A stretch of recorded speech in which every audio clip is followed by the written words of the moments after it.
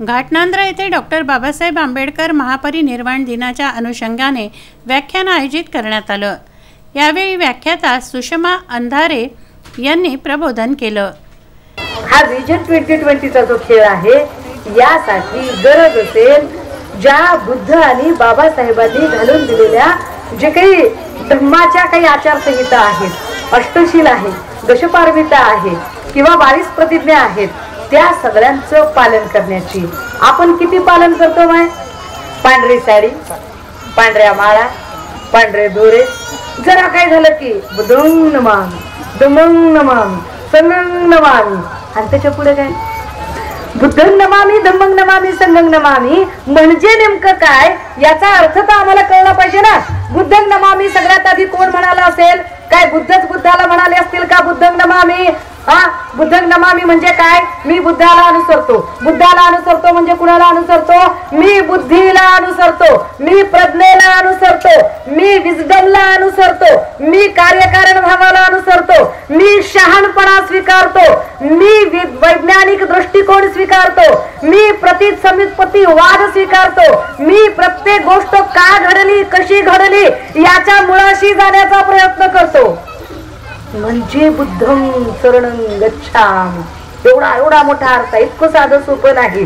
बुद्धं शरणं म्हणजे काय की आपल्याला कळलं पाहिजे की नेमकं काय आहे, प्रत्येक गोष्ट का घडते, कशी घडते, कुठेतरी खड्डा पडला म्हणजे कुठेतरी उंचवटा होणार आहे, कुठेतरी उंचवटा झाला म्हणजे कुठेतरी खड्डा पडणार आहे।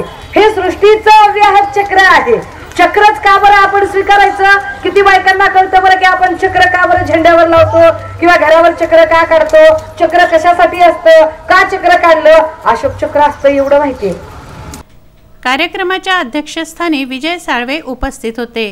लॉर्ड बुद्धा चॅनेलचे जिल्हा प्रतिनिधी दीपक मोरे, बाबासाहेब जाधव, पुरुषोत्तम बोर्डे, राजू गवई यांची प्रमुख उपस्थिती कार्यक्रमाला होती। आजही आंबेडकरी विचारसरणी बाजूला सारून अंधश्रद्धेच्या आहारी आपण गेलो आहोत। दैनंदिन जीवनाच्या चाकोरी बाहेर पडलेलो नाही, त्यामुळे आपली प्रगती झाली नाही। प्रगती करायची असेल तर शिका, संघटित व्हा, संघर्ष करा, हा बाबासाहेबांचा मूलमंत्र आत्मसात करावा लागेल, असं सुषमा अंधारे यावेळी म्हणाल्या। काय आहे त्याच्यामध्ये? विजन 2020 कडे जायचं ना आपल्याला। 2020चं विजन, अरे दाभोळकरांनी गोळ्या खाल्ल्या रे याच्यासाठी। गेले दाभोळकर, संपले, तुम्हाला समजावून सांगून संपले। आपल्या डोक्यात कधी उजेड पडणार आहे असं करून? आपल्या या डोक्यात कधी उजेड पडेल की हे सगळं याच्यापेक्षा काही वेगळं आम्हाला करणं अपेक्षित आहे। याच्यापेक्षा वेगळं करायचं असेल तर आमच्या पोरी आम्हाला शिकवाव्या लागतील, आमच्या पोरांना आम्हाला घडवावं लागेल।